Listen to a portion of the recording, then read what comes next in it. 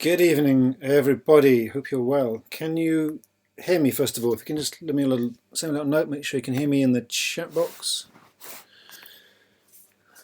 Let's check it's all working. We got Carol. Hi, Carol from Scotland. Liv in Italy. Buongiorno, buonasera. What should we say? Paul in Sydney. This is good. Nice and international. Excellent. Teresa, Rika. Hi, guys. It's all working. Fantastic. Okay, I should warn you. I had a Skype this afternoon. Great, Olivia, excellent, fantastic.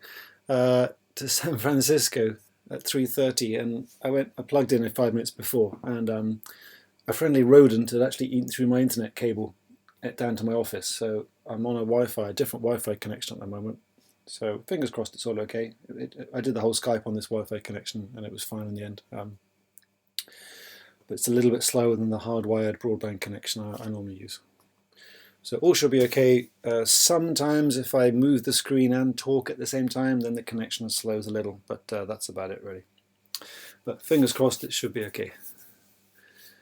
Cool, you can all hear me, that's great. Loud and proud, brilliant. Hi Raj, hi everyone, great.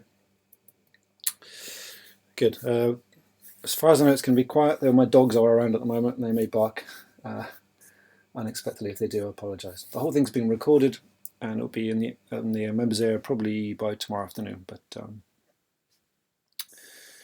we will get on with it just a moment. I'll give it just one or 2 minutes just in case anybody's got a techie problem. Otherwise we'll just get straight on. We're going to this. Memory and improvement is pretty topical at the moment. You know, it's exam time, GCSE time, A-level time for lots of school kids. Hi James. But of course, you know, people all year round have lots of exam stuff to deal with, and memory and concentration and things. Anybody got any quick questions just while waiting? I'll give it 2 minutes just for a few stragglers to arrive. Any general questions at all about anything? Are we all okay at the moment?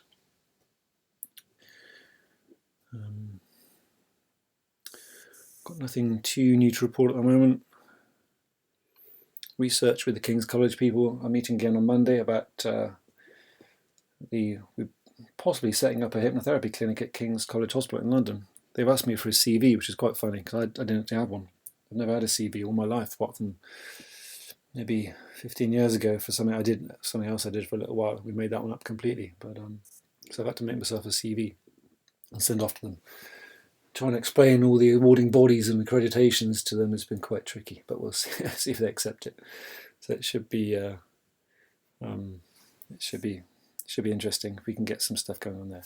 The 20,000 Lives campaign, yeah, the past month has been ridiculous. You know, I was completely on it, and then Rita was on it, and Nita, we were all on it, and then suddenly it's like all our lives went chaotic for about a month, and neither of us had any time. Last week I had to really slow down because I just realised I'd been overdoing it for way too long, and my will and determination can last a lot longer than my body can, and I suddenly felt the stress of it, so I just had to drop down about 5 gears. But we're meeting on Monday just to kick it all off again. It's all there. The website has been pretty much built in the background now, and I'm just trying to find the first thing to do, the first campaign topic, shall we say, so we can have some social media launch and get some local radio involvement and do all that. I was just trying to choose a good one that's relevant, and maybe exam time could be good. Just trying to find some way of launching it in a good way that can help people be aware of this stuff, but not by just going and talking about it. We're actually doing it. So we're really nearly there. On Monday, I'm meeting the doctors on Monday, then after that, hopefully catching up with Rita and Nita to kick that off. So that's where we're at with that. But it has been ticking over in the background. I just had to slow down for a moment just to make sure I wasn't being hypocritical and helping people sort their own stuff out and not taking care of myself. That's all. But I'm okay again now. Good. Okay, hi Anne. Let's get on with this then. Let me just, for those of you new to this, what we do on the webinars is I will slide the chat box over to the left out of the way, just while I'm doing a bit of a presentation. So actually this one tonight, I'm going to make it quite interactive. I think rather than me just talking to you on this one, I'm going to chat through and make it interactive with you, and that way it helps you get more involved as well. So I'll probably slide the chat box in a bit when we're doing that. And we'll go through some information, and then we'll have some examples, maybe some questions at the end, and see where, and make sure you all feel okay about how to approach people with memory improvement and exam nerves and concentration, this kind of stuff. Okay, so let's just slide this over for a moment and we'll get on with it. Again, those of you new to this, any questions you have, just type away. Anytime you want to ask a question in the chat box, but I won't always interrupt the presentation to answer them at that time, otherwise I'll lose my flow. But I will come back to it when the time is right and make sure everything is covered. Okay, great. Let's just put this on now. If I get this right, if I click that button there, then that should come up there. Fantastic. Okay, so memory improvement and exam nerves, and also concentration. I want to add this into it as well. So a little bit of background for you. I was looking for some statistics earlier, and I found that this one, in the Childline National Exam Stress Survey, 1,300 children taking exams. So 96% said they felt anxious about exams and revision. 96%, that's huge. 59% said they felt pressure from their parents to do well. And yet 64% said they'd never received any support in dealing with exams. Okay, I think this is slowly starting to change, but it's taken a while to get there. But this is a huge percentage of people here. It's a huge area of people that need a lot of help. Slightly more worryingly, the Childline website states that, they use the word worryingly. Worryingly, in the survey results, some of you said you coped with anxiety by smoking, taking drugs, and self-harming. Okay, so as with many people, then children and teenagers deal with exam stress, and these other ways: smoking, probably drink, drugs, self-harming, just typical stress responses, really. And I've got 2 children coming to see me next week, but one is a high flyer, I know that, but she's so stressed about the results she can't actually concentrate. Another one's getting really angry, can't concentrate. Yesterday up in London, I had a 17-year-old guy come to see me. His parents had sent him along, who was so stressed out, not with exams, but with his parents being stressed out. That's what was stressing him out. If he could just get on with his schoolwork, college work, he'd be all right. But the stress from his parents was what was causing him stress. So there's a whole spin-off from this, and if we can help people calm down about it and perform better, then obviously it just makes everybody's life a bit better. Good. Okay, obviously exam and school is one thing, but there's also lots of other areas where memory, concentration and exams come into it. So job interviews, including the knowledge. I've helped quite a few taxi drivers with the knowledge over the years. People can know their jobs inside out and talk about it, but stick them in front of an interview panel and suddenly they freeze up and panic, and that's a form of exam pressure or performance pressure as well. Career exams, again, it's annoying for people. They do the studying, they do well at work, and they have to take the exam there to get promotion, whatever. Just can't perform in exams, and it's a really, really frustrating thing. Same as promotion interviews. And then there's just everyday, home and work. Some people just can't take information in at work. They can't concentrate, they can't remember it the next day. Or at home, someone's talking away and people just can't remember what's being said to them. And the same everyday school or everyday classroom situation. Okay, so some of this is where there's a pressure situation, and some of this is just everyday life, right? So there's a whole range of areas we can look at with this. So from my experience, the 2 main problems from all this is really someone saying, I can't concentrate, right, either during revision or everyday learning, or I can't remember, right? After revision or everyday learning or in a pressure situation, my mind goes blank, right? And it's these 2 things, from my experience. I'm not saying this is it, this is just my experience. These 2 things have just come up again and again and again, okay?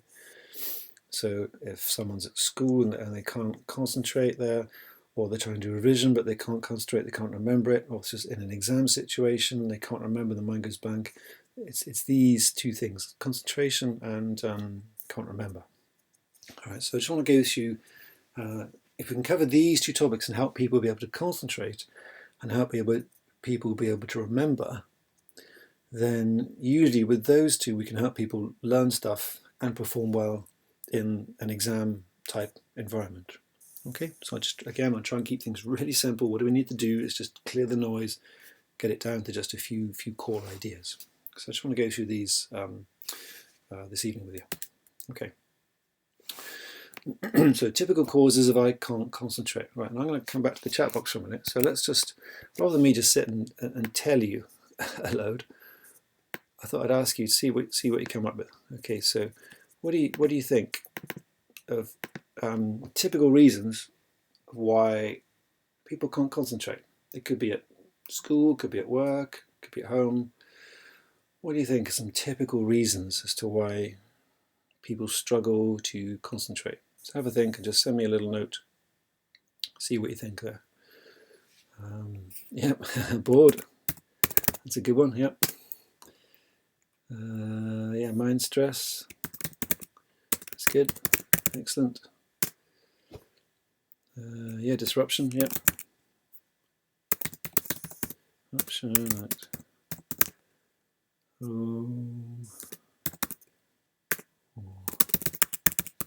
Classroom. That's good. Yeah, not good enough.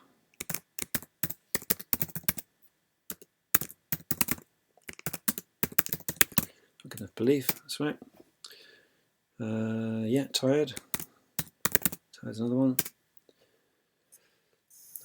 Overwhelmed. Yeah, it's great.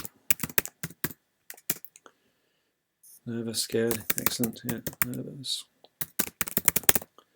Scared. That's great. Medical condition. Yeah, that's one. That's a good one to mention. Medical. Fab. Yep, that's it. Other work. Pressure. That's right. Yeah, no interest in the subject. No interest, we kind of done. Bored. Other interest. That's right. Yeah. Interests. Say, I think you mean distractions, that kind of stuff. Something like that, probably. Just spell this correctly. I'll reline the page in just a moment. That's good. More pressing stuff. Yep. Pressing stuff. Monkey mind. That's right. Monkey mind. It comes under the fear type thing as well. That's right. Hangover. Okay. Yeah. Let's say coffee, drugs, stuff. Okay. I'll put hangover in there on that one as well. All right. When I was researching something earlier, it mentioned the film The Hangover. I don't know if you've ever seen that film. It's quite a funny film. Okay, great. So you can see immediately, look at that, how many different things there might be. All right. So let me just shrink this down a second so it fits in the page.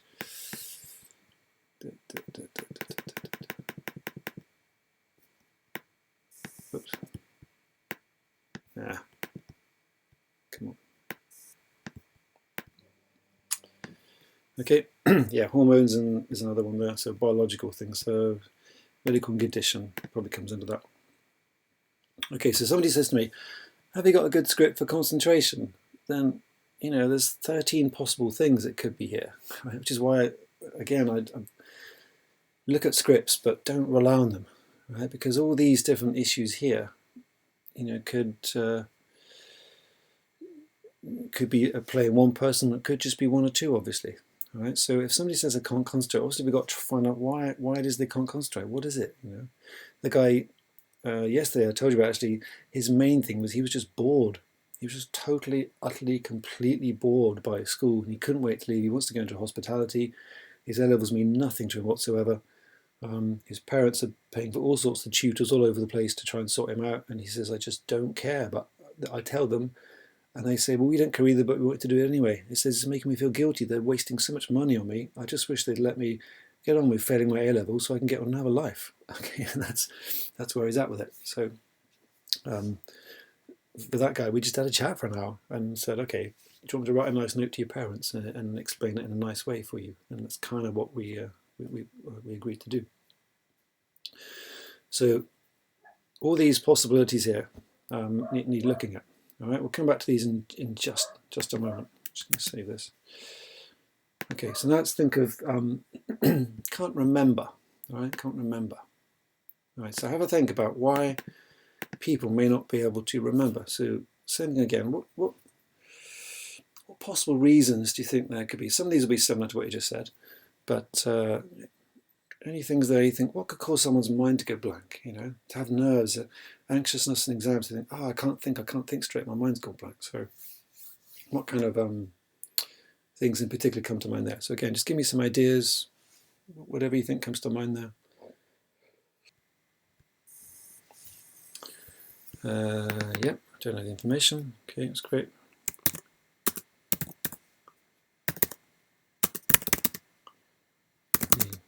Info. Oops.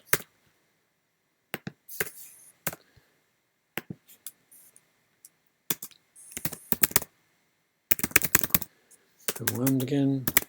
Yep, that's good. Too much clutter. Yep. Clutter. Mind keeps drifting. Yep. Self-belief. Yep, that's great. Okay. Self-belief.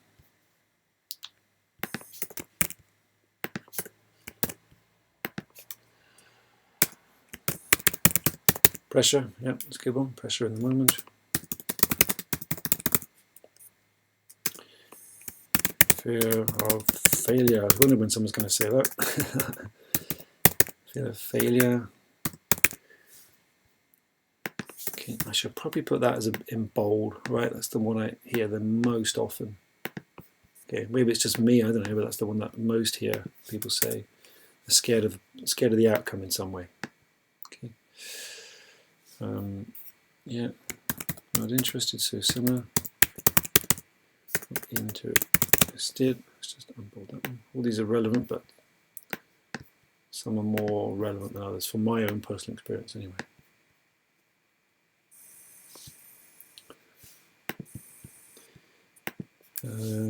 Think about question 2. Yeah, so that's kind of not concentrating properly, should we say? It's good. Olivia, yeah, time pressure. That's a good one as well. Excellent. Pressure.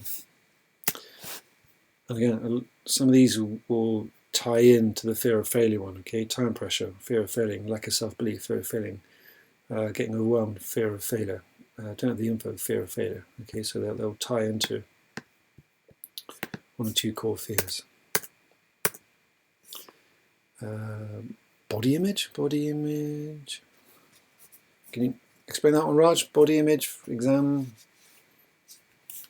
concentration. What is that? Not sure what you mean by that one. Any others there? This is a good list. Pretty common, yeah. Oh, too concerned about yourself. Okay, all right.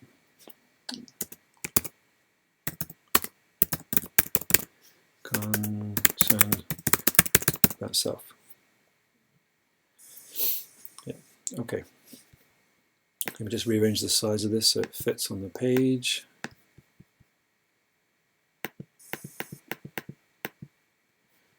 There we go.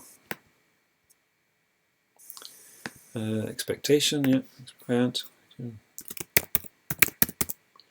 Expectation. Okay, great. Again, so if you skim through these, look, there's so many different possibilities that could be there when someone says, I don't perform well in exams, or I get nervous before exams.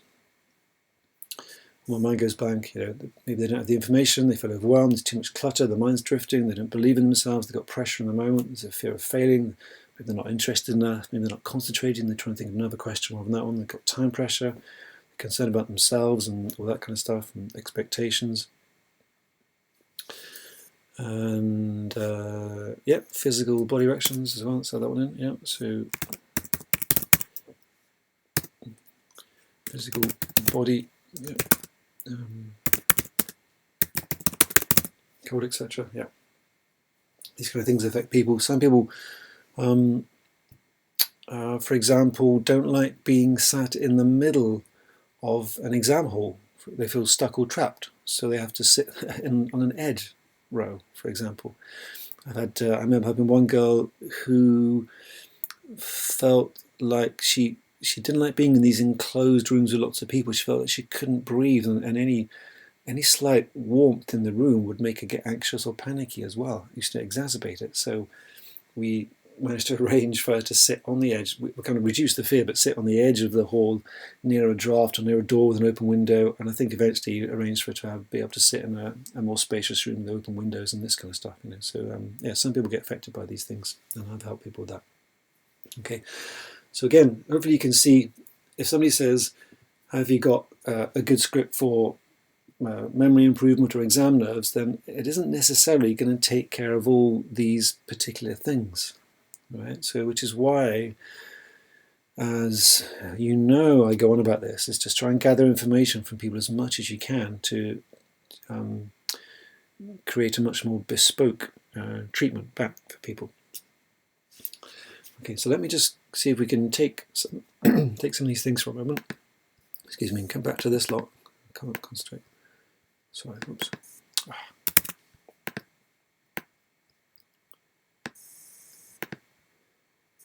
Let's see if this will work. Okay. If I put these into here, right? All these different ideas. Let's just slim this down for you. If somebody can't concentrate because of these, then obviously what we need to do is to help them to concentrate. All right.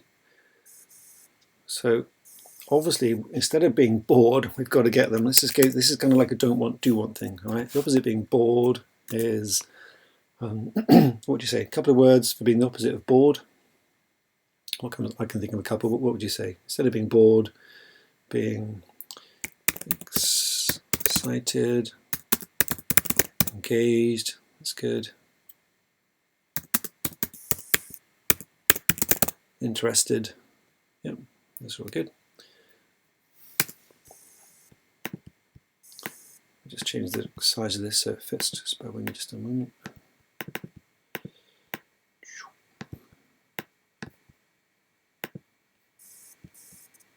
Oops, let's get the size down.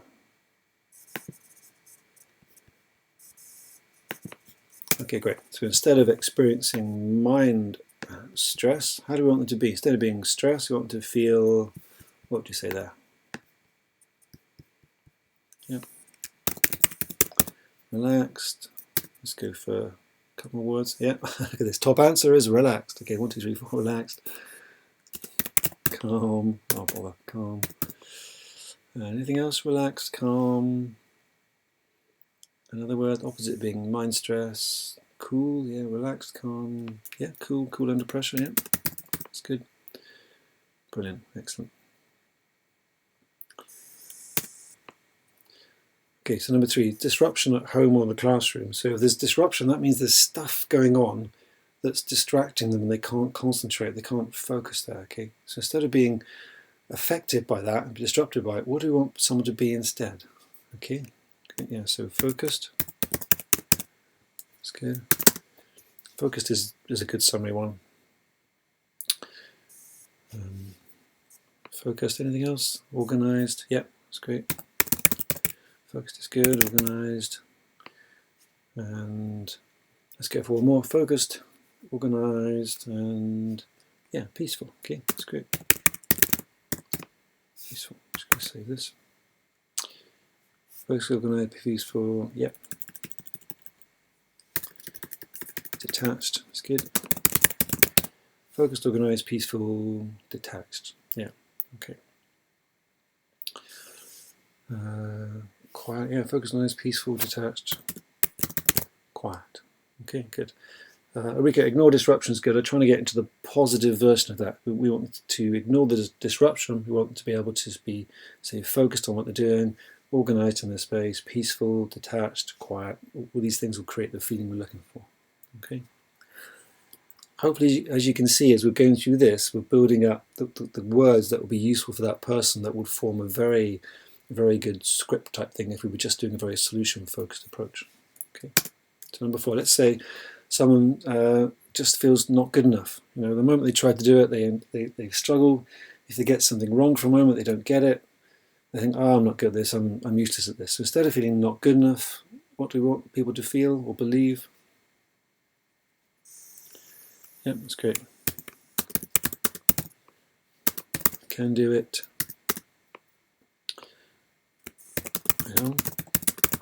Good enough, yeah, excellent. Confident. Those are brilliant. Anything else? I can do it, I'm good enough. Confident. Yeah, and that one somewhere in the notes somewhere I've given you that 100% confident script, which isn't about being 100% confident you can do it and get a perfect grade. It's about believing in yourself that you just do the best you can and see what happens. And that's one of the most important things I find I have to get people to do. Okay, yeah, do your best. Okay, can do it. I'm good enough. Confident. Do my best. These kind of ideas. All right. Excellent. Good. Okay, so 5. Instead of being tired, how do you want people to be? That's good. Alert. Rested. Excellent. Energized. Cool. Rested, restful, alive. Yeah, excellent. Right. Alive is always helpful. Yeah, that's good. Alive, well done. Right, yeah, oops. Alive. Alert, rested, energized, alive. Bright. That's good. Bright. Okay, great. Got some good words there. Okay, so let's move on to number 6. Instead of being overwhelmed, we want someone to be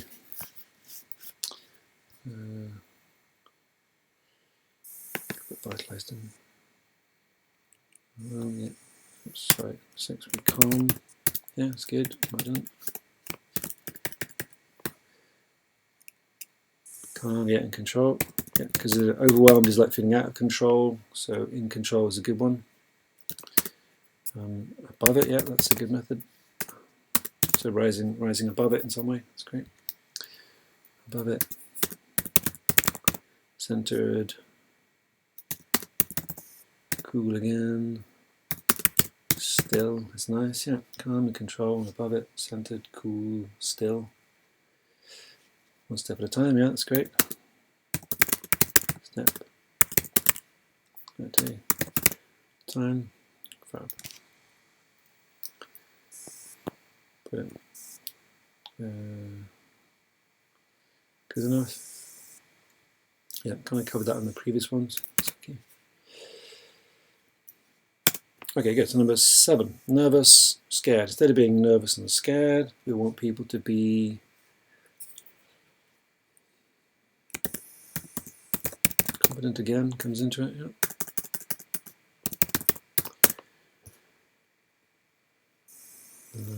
Good, yeah. Strong, confident. Strong, confident, courageous. Yeah, that's good. Come strong, courageous, calm, at ease. Fearless is good. I was trying to take out the negative and use a positive version of it. So instead of being fearless, I might say brave or courageous, like Livy said there. That's good. Positive,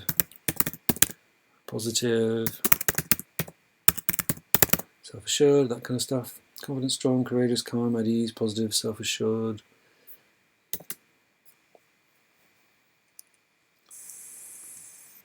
Okay, get the idea.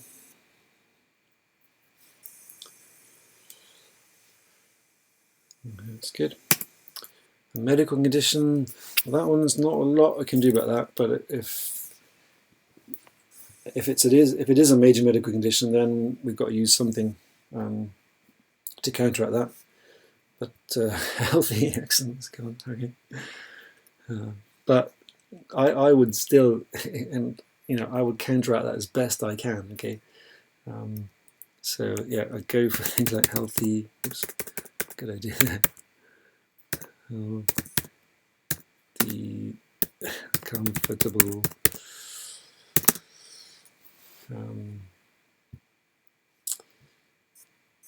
healthy attitude, yeah, that's great. Healthy, comfortable.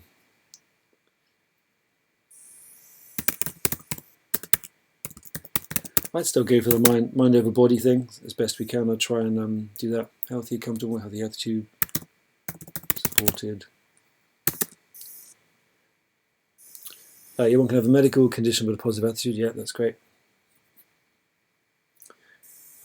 Yeah, so although it's a medical condition, I would see if I could ease that with them by, what's the medical condition make you do? Okay, what would you like to do instead? Just in case there's something mind over matter that can do something there. So still definitely have a go at that one. That's great. And even if you can't do that, as Livia says, yeah, you can still have a healthy attitude and be supported, which is great. Okay, number 9, other work pressure, other stuff there. So let's say there's other work pressure, people can't concentrate. What can we do to ease that? Instead of being bogged down by other work pressure, we can, the opposite of that would be, okay, yeah, one job at a time, compartmentalize, yeah. Compartmentalize. Try and compartmentalize, good balance, it's great. Delegate, excellent. Something I had to learn to do is delegate. I used to do everything myself. It took me ages to learn that, but so much better when you can. Delegate, focus, yeah, focused, good. Organize, yeah. Pressure, get organized, oops, organized. Good, okay. And prioritize, yeah, organize and Sorry for my painful spellings, I have to speak out loud to try and get it right. Prioritize, that's it, okay. Good, okay, so you get the idea there. Just say this a moment. Number 10, can't concentrate because of other interests, other distractions. A little bit like disruption at home or classroom, so but other interests or distractions. What do we need to help people do there? Instead of, if something else is more exciting, for example, most of my school days, whatever was going on outside the window was more exciting than inside the classroom to me. But so how do we get someone to the bird in the hand? Okay, bird in the hand. Can you clarify that one, Livy, for me, just so I make sure I understand you right? The bird in the hand. Be focused, yeah. Focused. Yeah, focused.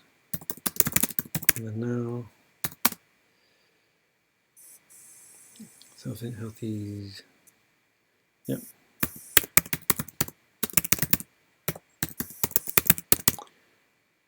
But as we're two in the bush, yeah, okay, excellent. Focused, and then now, healthy self-interest. And etc. Yeah, okay, so I get it. So focusing on what you're doing now is better than whatever you're doing during the battle later on, all that, and having it right here, right now. Yeah, okay. That's good. Anything else on the interest, distractions, things? Think about why. Why would someone need to concentrate on this rather than being distracted? You need to be focused on the now, have a healthy interest. Yeah, there's a bird in the hand, etc. Yes, that's right. Yeah, great. That's what I was looking for. Focus on the benefit. Yeah.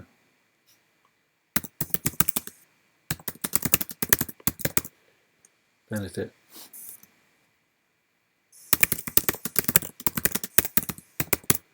Excellent, yeah. If we can get someone to focus on the benefit of why they're doing it and they want to do this, okay, make it into, make it they want to do this, all right, because of the future, because of the positive future, as that just says, want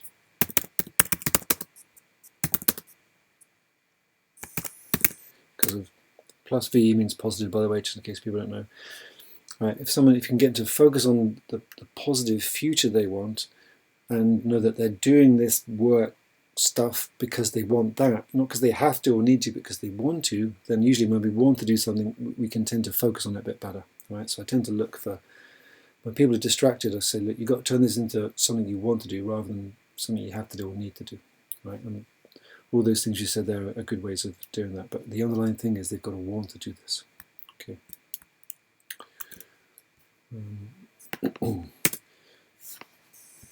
Okay, great. Number 11 is so more pressing stuff. Okay, so they can't concentrate because there's other stuff there. So again, simple things there. Okay, one thing at a time. Oops. The other time. Time. Yeah, reschedule. Some of this we covered a bit earlier with reschedule. That's great. Anything else? One thing at a time. Reschedule.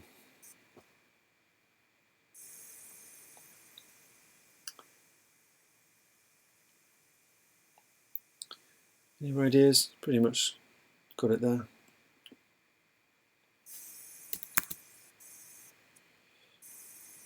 Yeah, good. Realistic to do this here. Realistic to do list.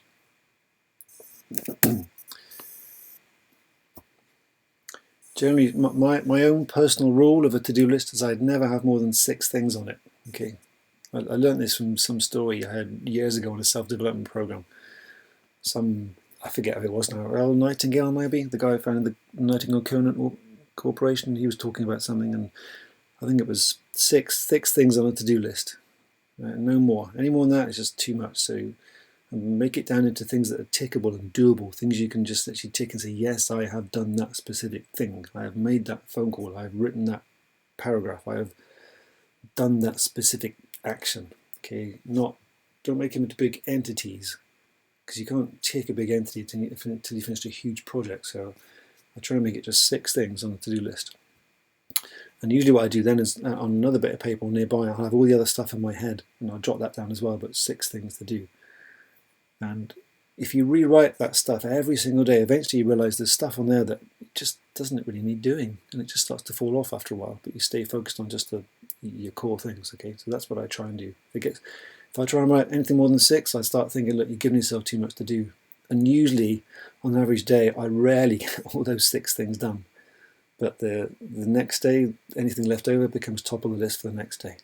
All right. And if I forget that, then usually Alison's very good at reminding me. Earl Nightingale, yeah, he was great. He's such a good guy, such a great voice as well. If ever you get a chance to listen to any Earl Nightingale programs, audio programs, they're really, really worthwhile.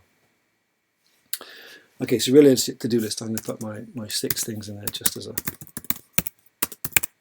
idea, but it's up to you. That's just my suggestion. Okay, I think I said, let's just say monkey mind, not money mind over there. Let's just change that. Monkey mind, yeah. So the monkey mind. Yeah, that's right. Oh yeah, stick a YouTube link on Facebook. That'd be great, James. Good. The monkey mind bit, yeah. So that's really, anything in particular. So calming. I mean, that can cover so many things. The monkey mind there, the fear, stress, worry, etc. 7-11, breathing. I'll put breathing there. 7-11, is that a specific type of breathing, James? Calming, breathing. Carol, monkey mind means, if your mind's it's worried, it's niggling, and it's little what ifs and thoughts and stresses and fears and worries go through your mind. That's generally called your monkey mind. Okay. Paul, making your out breath longer than your in breath. Okay, great. Calm breathing, yeah. So, out breath longer than in breath. Yeah.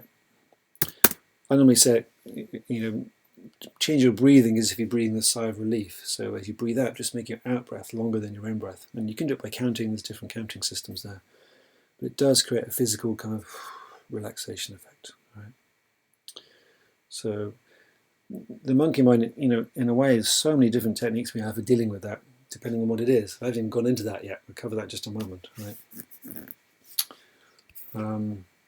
So anything that calms the mind there. All right, we'll go through that in just a moment. Coffee, drugs, hangover, all that kind of stuff. Some of those things means you can't concentrate, can't remember well, can't perform well.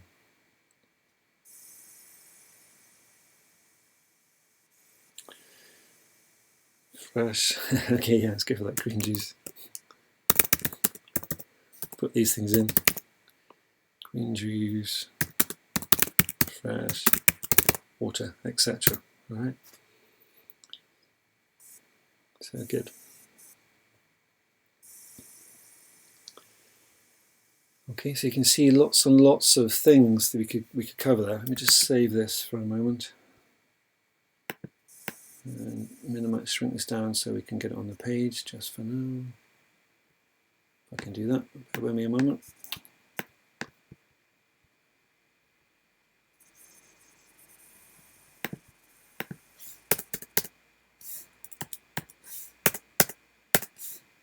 Like that. There's probably a quicker way of doing this, but bear with me. There we go. Okay, so typical kind of solutions there we can look at.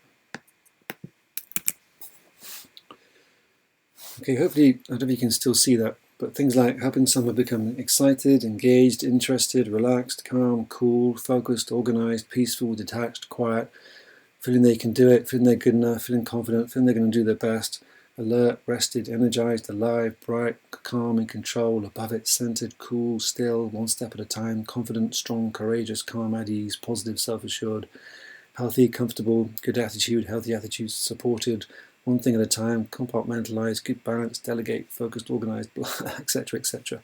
You can see how all these kind of words starts to create a good feeling for someone.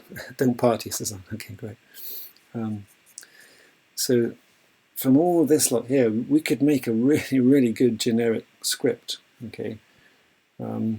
But I would probably dig a little deeper into each of these with the person to, just to find specific solutions for each of those people, for these things for a specific person. Okay. Hopefully you can see here we've got a good list of areas to look at. And you could have this, if someone would come with this kind of problem, you could have these kind of things handy for yourselves. Actually, what I might do is get Vanessa to turn this into a handout for you. It'd be pretty good, I think, as like reference points and suggestions for someone. So that's the I can't concentrate. We're looking at now. Let me just get back for a moment. We can whisk this a little bit more quickly now, but if I can't remember, mine goes blank. So think of it in a similar thing. Some of this is going to be the same, so I don't want to go take as long with this one, but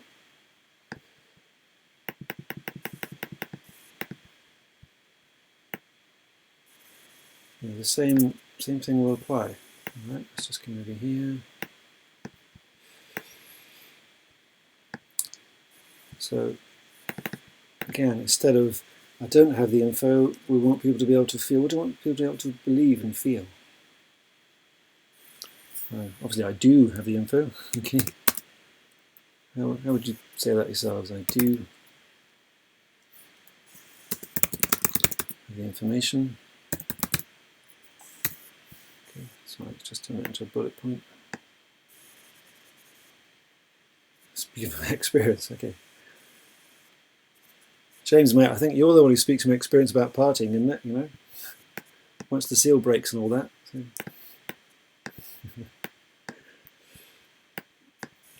Where are we? Bullets. There we go. Oh no, sorry, wrong one.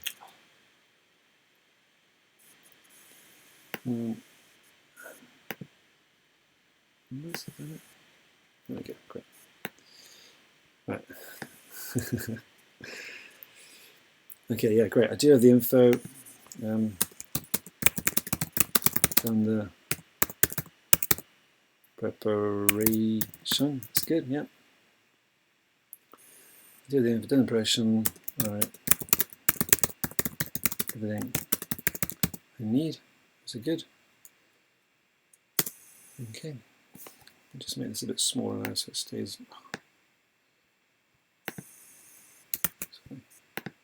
Stays on the page.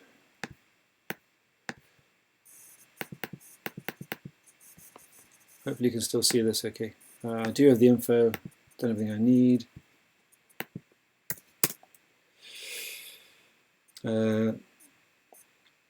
Overwhelmed, instead of being overwhelmed.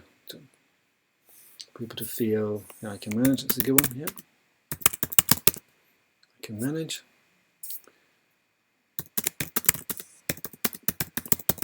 And control.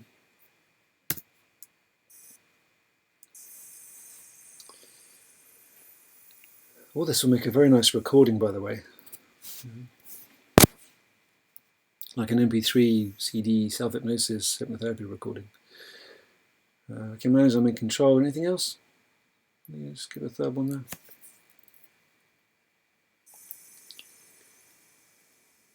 Let's do one more.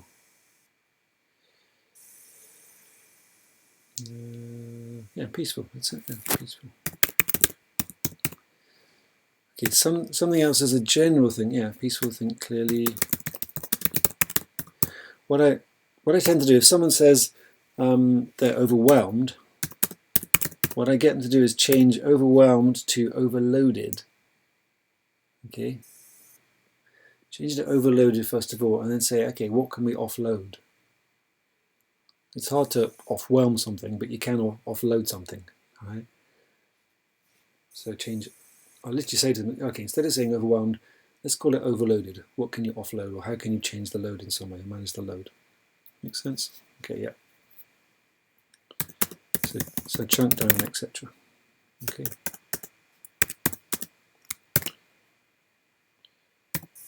I'll just write that down so it's here. Overwhelm to overload. Then offload. Okay, that's good. Good. 3, too much clutter. Kind of similar type of thing there. Anything specific to clutter?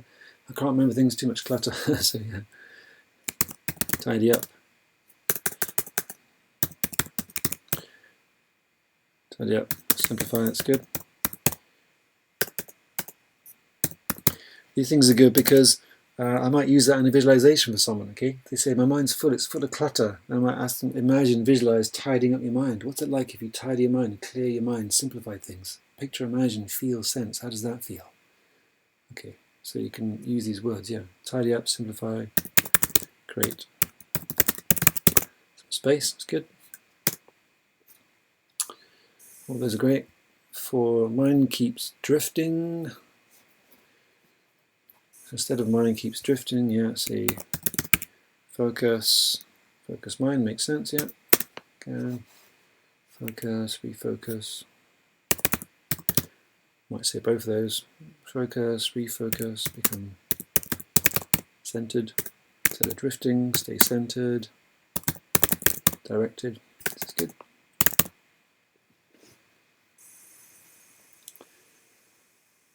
Okay, those are good words. Focus, refocus.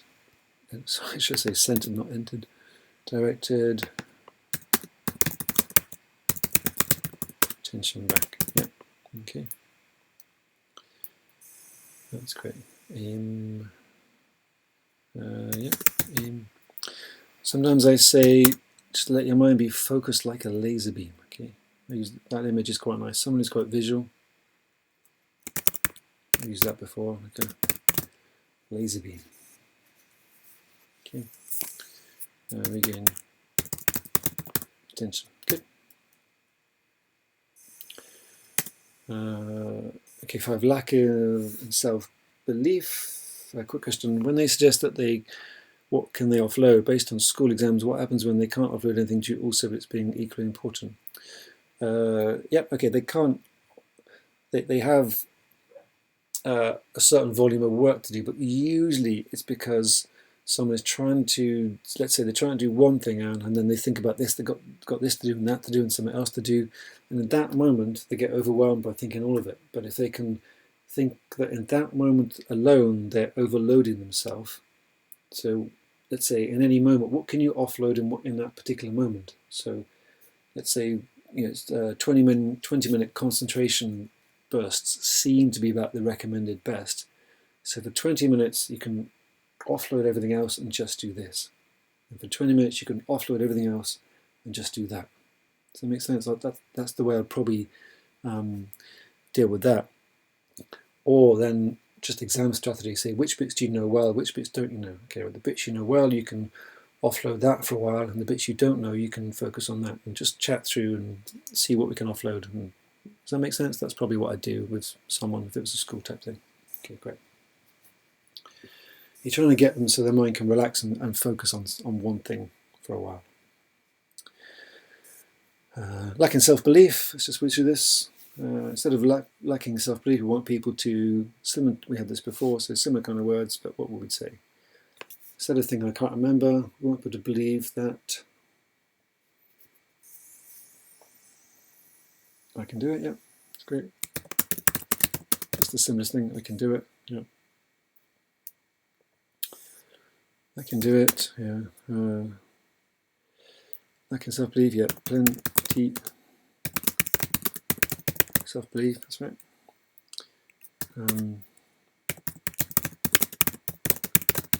Positive about self,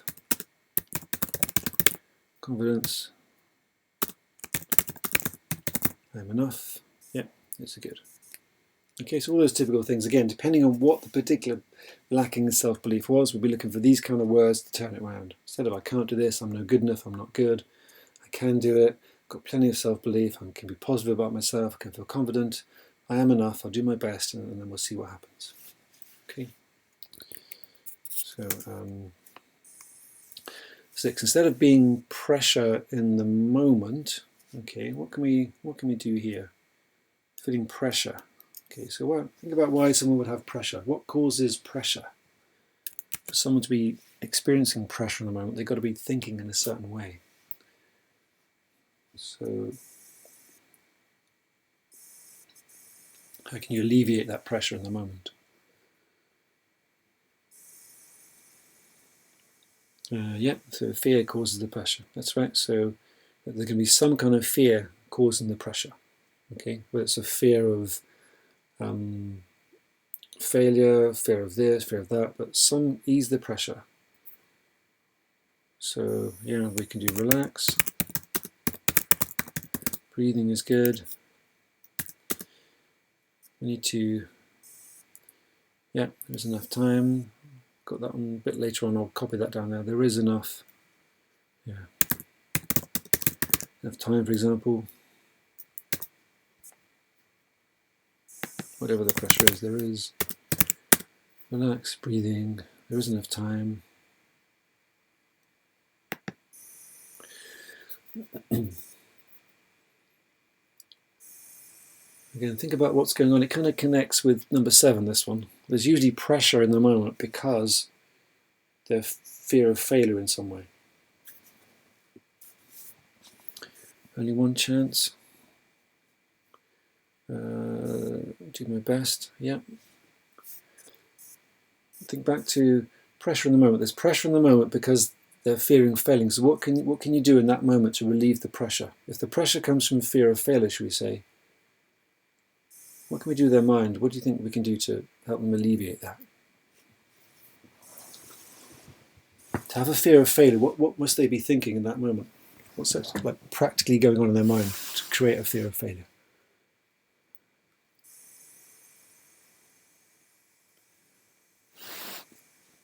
Any ideas? Yeah, calm the mind. All these things are right, but not as good as peers yet. All those are fears there. Just think about pressure in the moment for a moment. This is really simple. I may be overcomplicating it. There's a core thing here we need to get, that will relieve pressure in the moment, because pressure in the moment will create fear of failure. Relaxed breathing, there is enough time, and something we have to help people let go of to ease pressure in the moment. Kind of connects with 7 a little bit, well, a lot actually. So. Some to feel pressure, think of logically what they do to create pressure. Let go of the fear, let it go. So how do we let go of the fear? What creates the fear in that moment? What must they be thinking in their mind to create fear in that moment? Pressure to create fear of failure. They've got to be imagining something. Okay. What's the typical thing that someone's imagining in that situation?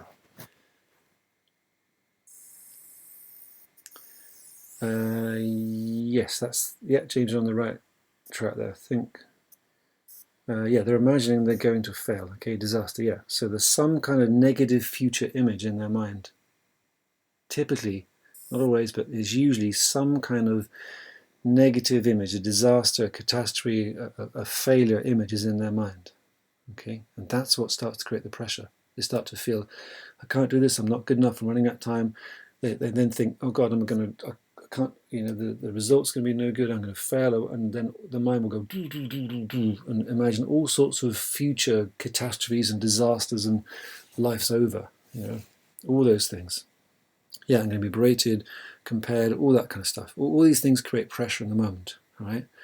So the simplest thing we can do, whichever way this works, is to help someone let go of their future in that moment, all right? They just have to let go of any future outcome. Okay, it kind of ties in with number 7 really, but pressure in the moment, if you can let go of future outcomes and focus on the present, then the mind will relax. Okay, does that make sense, really? Yeah, so live in the now, so focus in the now. Okay, so I'm going to put that down as let go of a fearful future, should we say.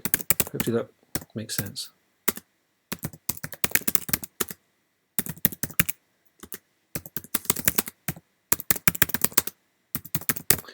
Focus in the present moment. This applies for number 7 as well, really. Okay. Yeah, all those kind of ideas. It's not the end of the world. You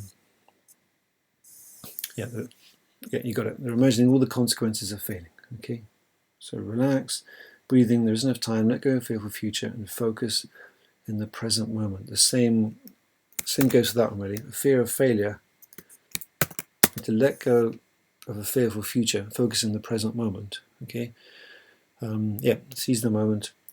Some people say focus on a positive future. You can do that if you want to, but in an exam situation, I'd much rather have someone just focusing on the exam itself. Just focus on the question, doing the question. Right? Do the best you can, answer the questions, and then just life will take care of itself after that. Right? So just be in the moment if you can. Be in the moment. Seize the moment.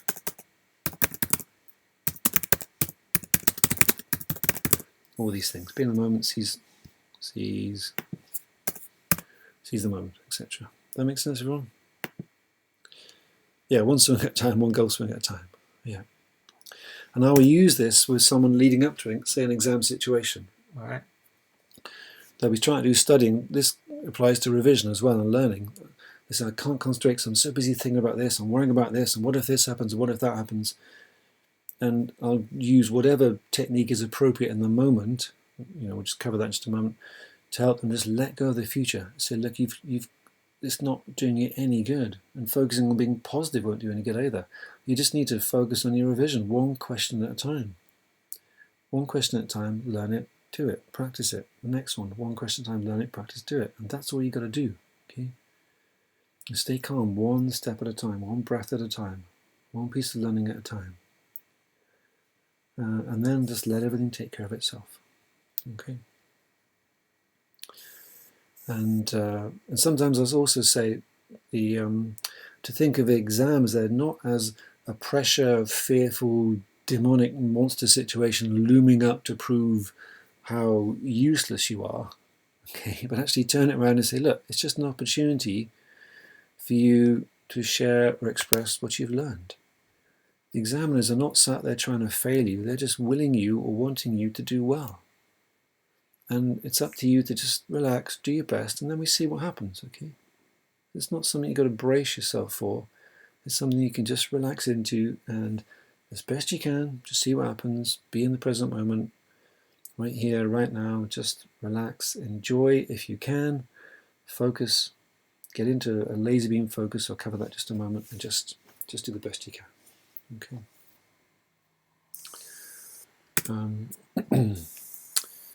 Okay, just I'm aware time's getting on a bit, so let's go through this. Not interested, so get people interested there in exam situations or memory situations instead of not being interested. We covered this before, but a few more words again for being interested would be, let's give first three words that come to mind there. How to get someone interested to help them remember. Excited, yep. That's good. Those are good ones again. Excited, engaged, and one more. Excited, engaged, and curious. Okay, yeah, actually, that's a good one, actually. I've used that quite a lot. If people struggle to become interested in something, then I'll say, look, you may not find this the most exciting thing in the world. What if you became very curious about it? What if you made it a bit of a mission to just find out some things that you didn't know? Some useful bits of information, some little snippets there. You become curious and try and hook people in that way. So that can be quite a good way as well. Excited, engaged, curious, focus on the benefits. That's good. Yeah, find someone about to be interested. That's great. Yeah, focused. That's good. All those things. Excellent. Okay, so 9 is they're not concentrating. Usually, if they're not concentrating, it's going to be because of some of these things we've already spoke about from before. Okay, well, they're not concentrating, so we want to help them. I like using the laser beam idea with people of a certain age. Okay, some people go, what's a laser beam? But you get the idea. So like some kind of imagery around it. Focus your mind like a laser beam for specific periods of time, and then just relax. Okay. So when you're reading a question, just focus your mind on every single word. Focus, focus, focus. Okay. Is anything else there come to mind about concentrating? Laser beam focus, resolute. That's good.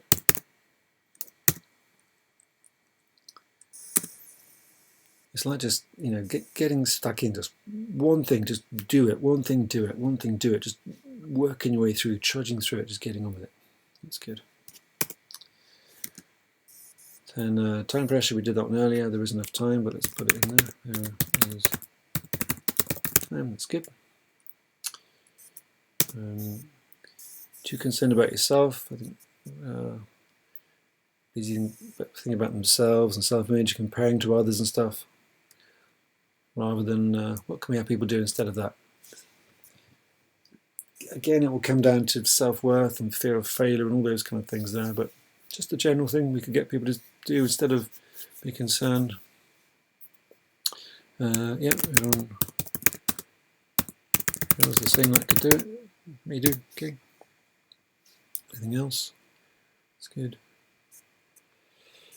Do the best for you. Do you best? Yep. Do your best for you. That's great. Okay.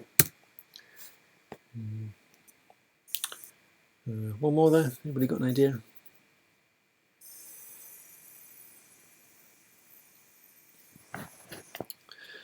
These are good.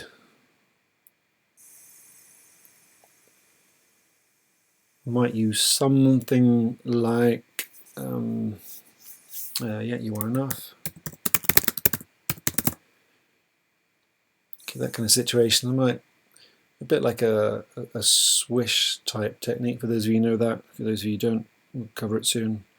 or you just change the image. Someone's imagining themselves in some way, and lots of others. You just might just kind of take the colour out of the picture, or you turn the sound down, shrink it, send it away, and just let it go. So you're just a still, calm feeling left. Just do your best for you. You are enough. These kind of ideas. Okay. Expectation. If people have can't remember, the mind goes blank because of expectations. What can we help them do there? Again, these are quite similar, pressure, fear, and so on. So how can we ease expectations there?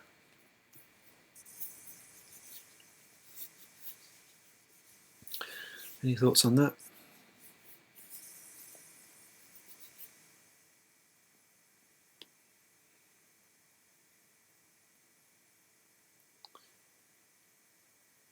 If expectations coming from the parents, keep them real. Let's do that. And then keep them real. You can think of success. You can do that. What I tend to do is, when people have these expectations there, I help them think about the negative one, which is the fear of not living up to it. Think about the positive one, as if they do it, the success one, and then say, no, just let go of both of them and just get on with it. Just let go of both and just do the best you can. And then we build that into the session in some way. That's the principle I'm trying to get there. Okay. So, not trying to ignore the negative. Think of the negative one and just actually, tell me your fears out loud. Tell me what you think everybody's expecting of you. Tell me your fear about not living up to it. Now, what would it be like if you do? Now, can we just let go of both of them and just get on with it? Right? And I find that tends to ease the pressure a lot there. If expectations come from the parents, then again, it depends on the age of the child there, and if parents are present or not. And usually, if it's a young child, and it's ridiculous nowadays, I have to deal with young children, 8, sometimes 9, 10 years old, dealing with exam pressure. It's a ridiculous situation to be in. Usually the parents are in the room then, so I'll just be chatting to the child, and I'll deliberately aim a lot of what I say to the parent, and I'll just say, look, all this seems important right now, but you know what, it isn't really. All this kind of stuff, and I'll just make a joke about it. And I say lots of people will tell you it is important, but actually really it isn't that important. What's important is just learning and doing the best you can and seeing you get on and learning to learn, and that's what's important.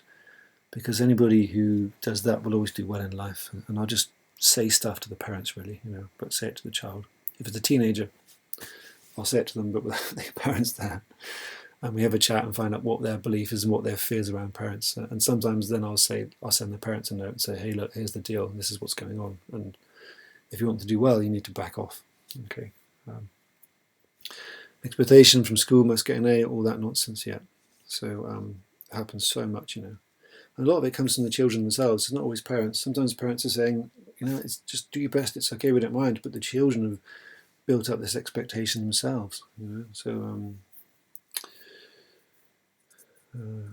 we have to kind of lower that as best we can. All right. 13, physical body, heat, cold, etc.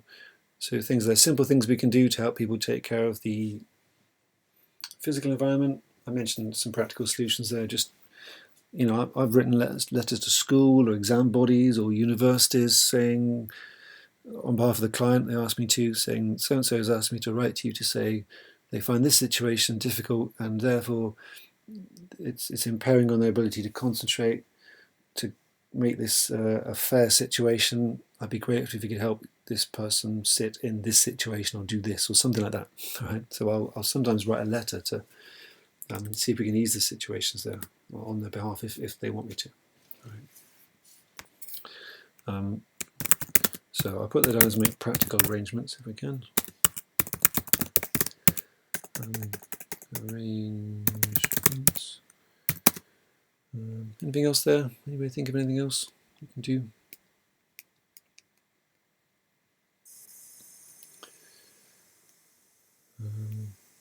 And I might do some kind of mind body thing aimed at that. Yeah. Heat goal, make better arrangements, mind, body, and actually get enough rest. That's good. As a general thing, get enough rest. That's good. Well done, Erica. That's a good one. Okay, great. Let me just put those. Hopefully you can see again lots of things. Some of these obviously overlap from before, but lots of things you can cover there. Centered. Is that the right one? Yeah. Have their own plan like clothing layers. Okay, yeah, that's good. The plan, yeah. So plan and prepare, etc. That's good. I think I need to put that into a slightly different list. I'll edit that out in just a moment. Right. Actually, now let me make it small now for the video, otherwise it won't show. And then I'll get this typed up in a list for you.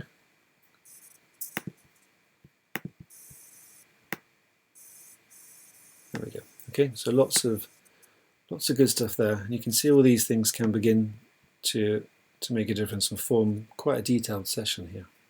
I'm aware of time's running on, guys, so let me just whiz through this last little bit for you. So the general principle there, okay, this is what I learned from the years of doing this, is that poor concentration whilst learning makes memory difficult.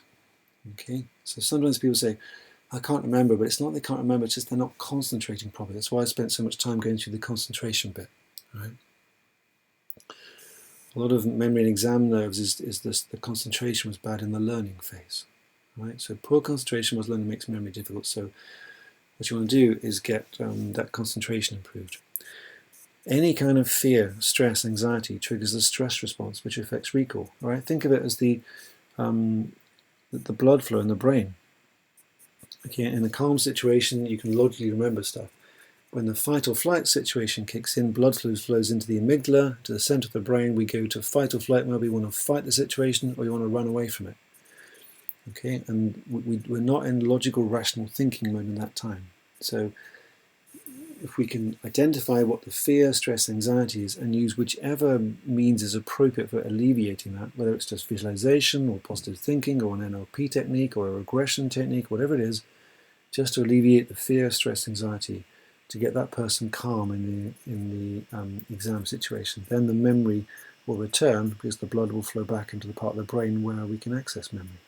Okay, and on that point, another one, this is a problem where there's a mismatch between learning state and recall state. Okay, there's this thing called state-dependent learning. I'll mention that in just a moment. Right?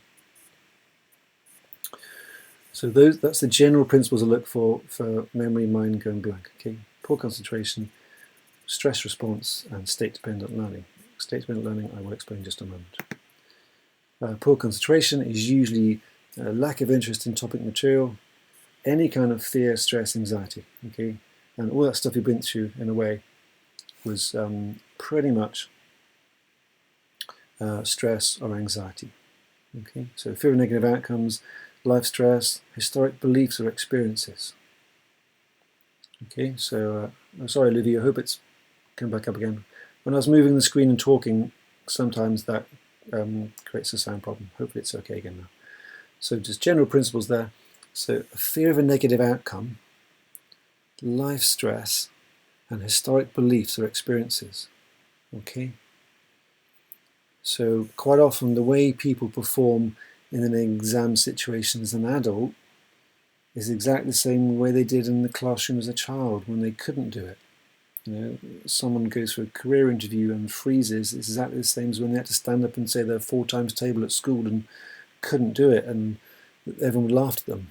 All right, so these kind of fears are there. So this is what I often look into this, you know, as part of the fear type thing. All right, so generally speaking, we're just trying to look at dealing with any kind of fear, stress, anxiety. If it's a fearful outcome, maybe life's okay, but they just got stressed about exams. So we need to use some kind of maybe a positive visualization technique or an NLP technique where we're switching around images, help them stay calm, relaxed, focused, and then all these suggestions in a positive frame right now. Okay, let me go through this phenomenon called state-dependent learning, because anyone who's doing school exams, all that kind of stuff, I always go through this with them, teach them this. Okay, State-dependent learning says that we are most likely to recall learned information best when we're in the same state as when we learned it. All right. So state-dependent learning studies. Let me go through this so you can understand it better. Hundreds of studies have been done, but one of the originals was carried out in 1969 by Donald Goodwin and colleagues using alcohol as the means for changing the state. Right? So a group of people were divided into two subgroups. One group remained sober, whilst the others were given approximately 3 times the driving limit of alcohol. Okay, and both groups were then given some information to learn. I think they were given some words to learn. Okay, and oh, sorry, I've duplicated the slide there. Right, they're given some words to learn. Right, the sober group, whilst learning, naturally did well at recall whilst they were sober. Okay, so they were sober, learnt the words, and then they were tested when they were sober. Did really well. But they didn't do very well when they were then given some alcohol and made drunk and asked to remember then. Right? So they learnt it when they were sober, but they couldn't remember it when they were drunk. Right? The drunk group, whilst learning, also did very poorly at recalling whilst sober. Right? So they learnt it whilst they were drunk. When they sobered up, couldn't remember a blooming thing. However, when the original drunk group was made drunk again, their recall was as good as the sober group. Right? So the moment they were back in the state of mind, i.e. drunk, when they learnt it, suddenly all the information was there. Okay, and this is called state-dependent learning. All right? So after this study, a load of studies were carried out, involving coffee, placebo, sounds, noise, anything you think of to test this. And the same general result was found again and again, that we are most likely to recall learned information best when we're in the same state of mind or same state as when we learned it. Okay? So for practical purposes, think about what this means for someone revising, for example. Okay? If someone's revising at home, watching YouTube, listening to music, watching TV, chatting with a friend, but the exam situation is silence, sitting upright on a desk, it's a different state of mind. Mm-hmm. So something I nearly always do, especially with youngsters, is we go through a ritual to create the same state of mind when they're doing revision and then the same state of mind in the exam situation. It can be very simple. It could be just like we do 3 deep breaths and we set up some kind of anchor type thing, some conditioned response. Okay, it could be a 30-second mini self-hypnosis relaxation just before they start revising, and the same thing before they sit in the exam room. But I always emphasize, try and create the same environment. Try and sit at a desk at home. Try and sit at a desk in the classroom. Try and make it quiet at home, quiet in the classroom. Okay, you get the idea. It's just a better match for information recovery and recall. Good. Any questions will come in just a moment. All right, so the general principles, going through all of this, so if you can see there's lots of little sub-elements and sub-issues that can come up here. But understand as best you can what the fear or stress is. There's nearly always some kind of fear or stress. Okay. Teresa, yes, I would add a match to that. I might add that into it. Depending on what the session had been like, I would build that into the revision and the examination preparation time. Okay, something like, yeah, I can do this, I do know it, I am good enough, I just need to stay calm, relaxed and focused, or something like that. Right. So first of all, understand as best you can what the specific fear or stress is for this person. Okay, again, use whichever techniques are appropriate to alleviate that fear or stress.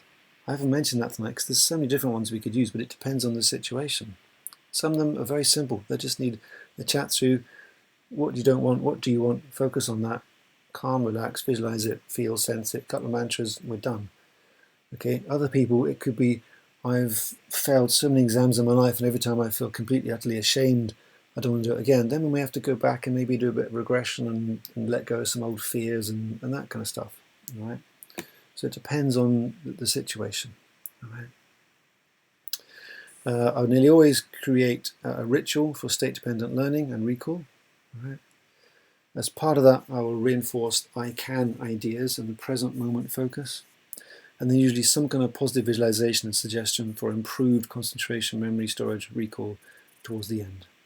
Okay, so think of all those ideas we've been through. I'll be picking and choosing from some of those as I chat through with a client, and thinking which ones are relevant and which ones are meaningful to this particular person in front of me, and what are the words that they're using, what are the negative words they're using, what kind of positive words do we need to use instead, and how can I build that into some positive self-talk, some positive mantras, some positive visualization, etc., to send them off so they feel that they can do it and they can focus and they can just get on with doing the learning and let the future take care of itself. Any questions? There we go. Sorry that took a long time, guys. That was more information than I realised, but it was there's much more details than I was expecting, which is great.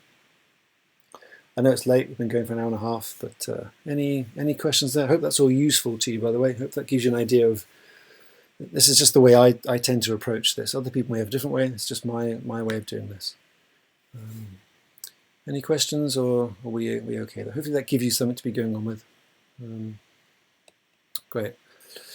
How many sessions on average? It depends. Maybe I would typically allow maybe a couple of sessions, 2 or 3 sessions if I can, just to, it depends on what the situation is. Thanks everybody. You're welcome. If someone just says I need a bit of help, 1 session. If someone's really stressing, like a girl last year came to see me who failed her A-levels twice and really wanted to sort it out. So we booked in 3 or 4 sessions just to make sure she was okay. A couple to start with, 1 halfway through revision period, 1 just before the exams, just to give a little booster, that kind of stuff. So good, excellent. Thanks everybody. Sorry about the blip earlier. Don't know, maybe the rats removed my connection again, but we're glad it all went okay in the end. I will ask Vanessa to type this up into a handout. I think some of those notes look pretty good, so we'll add that into the notes, stick it in the members area, and you can have a copy. And hopefully she'll email it out as well. Thanks everybody. Have a good evening wherever you are, or good morning if you're in Australia, Paul. And I'll see you all very soon. Okay. Thanks a lot, guys. Any other questions? Post them in the Facebook group, and I'll answer that for you as well. Okay. Cheers, everybody. Take care. See you soon. Bye.